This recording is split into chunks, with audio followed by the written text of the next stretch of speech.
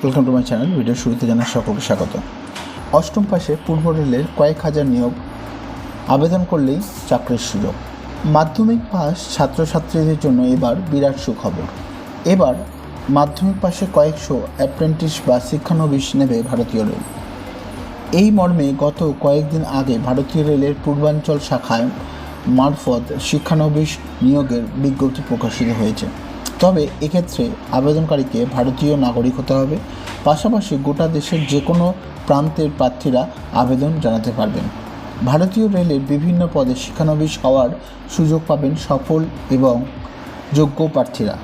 এবার তাহলে আসুন দেখে নেওয়া যাক শিক্ষানবিশ পদের সংখ্যাসহ আবেদনের যাবতীয় খুঁটিনাটি তথ্য।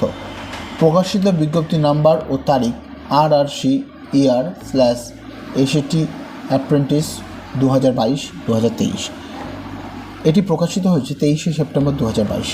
প্রথমেই দেখে নেওয়া যাক কোন কোন পদ বা বিভাগের জন্য শিক্ষানবিশ অ্যাপ্রেন্টিসশিপ এর আবেদন চাওয়া হয়েছে।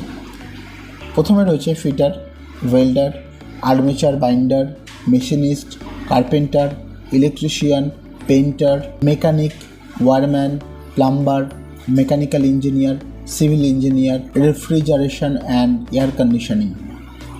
আবেদনের ক্ষেত্রে বয়সসীমা।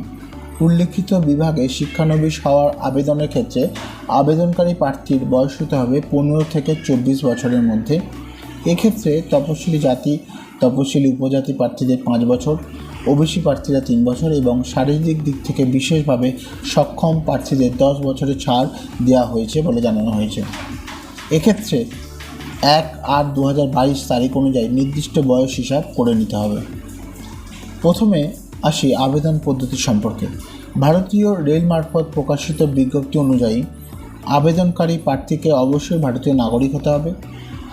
এক্ষেত্রে আবেদনকারী প্রার্থীকে অনলাইনে আবেদন করতে হবে, অফলাইনে আবেদনের কোনো সুযোগ নেই।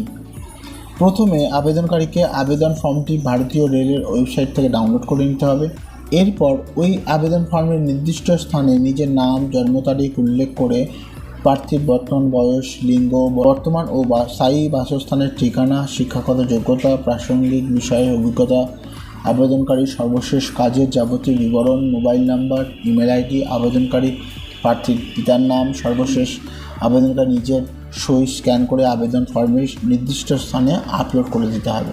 এরপর আবেদন ফর্মটি সাবমিট করতে হবে। এক্ষেত্রে একাধিক পদে আবেদনের জন্য ভিন্ন আবেদনপত্র জমা করতে হবে। আবেদন ফি কী রয়েছে? উল্লেখিত পদগুলিতে আবেদনের জন্য সাধারণ ক্যাটাগরি প্রার্থীদের 100 টাকা আবেদন ফি হিসাবে জমা করতে হবে। সংরক্ষিত আসনের জন্য কোনো আবেদন ফি জমা দেওয়ার প্রয়োজন নেই। আবেদনের শেষ সময়সীমা কী রয়েছে? 29/10/2022। চলুন জেনে নেওয়া যাক নিয়োগ পদ্ধতি সম্পর্কে। নিয়োগের ক্ষেত্রে প্রথমে প্রার্থীর জমা করার নথি ভেরিফিকেশান, তারপর হবে ইন্টারভিউ। সেখানে দেখা হবে প্রার্থীর শিক্ষাগত যোগ্যতা, ইন্টারভিউয়ের প্রাপ্ত নম্বর এবং প্রাসঙ্গিক কাজে অভিজ্ঞতা ও দক্ষতার ভিত্তিতে চূড়ান্ত নিয়োগপত্র তুলে দেওয়া হবে প্রার্থীদের হাতে। এক্ষেত্রে লিখিত পরীক্ষার কোনো বালাই নেই। নিয়োগের স্থান। উল্লেখিত শিক্ষানবিশ বা অ্যাপ্রেন্টিসশিপের যাবতীয় বিভাগে আবেদনকারী প্রার্থীদের মধ্যে সফল এবং যোগ্য প্রার্থীদের নিয়োগ করা হবে ভারতীয় রেলের মধ্য বিভাগের দক্ষিণ পূর্ব শাখায়, অর্থাৎ রেলের সাউথ ইস্টার্ন জোনে। এবার জেনে নেওয়া যাক প্রয়োজনীয় ডকুমেন্ট সম্পর্কে। ভোটার ও আধার কার্ডের তথ্য, নিজের বাসস্থান বা ঠিকানার প্রমাণপত্র, প্রার্থীর বয়সের প্রমাণপত্র, শিক্ষাগত যোগ্যতা এবং প্রাসঙ্গিক বিষয় অভিজ্ঞতার প্রমাণপত্র, প্রার্থীর জাতিগত শংসাপত্র, প্রার্থীর বর্তমান সময়ের রঙিন পাসপোর্ট ছবি, প্রার্থীর শারীরিক মাপজোকের পরীক্ষা ও মাপজোকের প্রমাণপত্র। শিক্ষাগত যোগ্যতা। উল্লেখিত বিভাগগুলিতে শিক্ষানবিশ হওয়ার জন্য পদের ক্ষেত্রে আবেদনকারীকে 8ম শ্রেণী অথবা মাধ্যমিক পাস হতে হবে। পাশাপাশি ITI অথবা সরকারি স্বীকৃত প্রতিষ্ঠান থেকে প্রাসঙ্গিক বিষয়ের ওপর দক্ষতা এবং সার্টিফিকেট থাকতে হবে। মাসিক ভাতা কী রয়েছে? এক্ষেত্রে নিযুক্ত শিক্ষানবিশের নির্দিষ্ট হারে ভাতা দেওয়া হবে বলে ভারতীয় রেলের পক্ষ থেকে জানানো হয়েছে। এই ভিডিওটি যদি ইনফরমেটিভ ও নলেজেবল বলে মনে হয়ে থাকে অবশ্যই লাইক, শেয়ার, কমেন্ট করতে ভুলবেন না।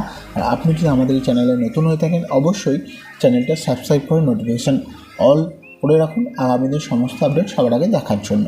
আজ এখানে শেষ করছি, খুব শীঘ্রই দেখা হচ্ছে পরবর্তী ভিডিও নিয়ে। ততক্ষণ সকলে সুস্থ থাকবেন, ভালো থাকবেন এবং ভালো রাখবেন। Take care and good bye.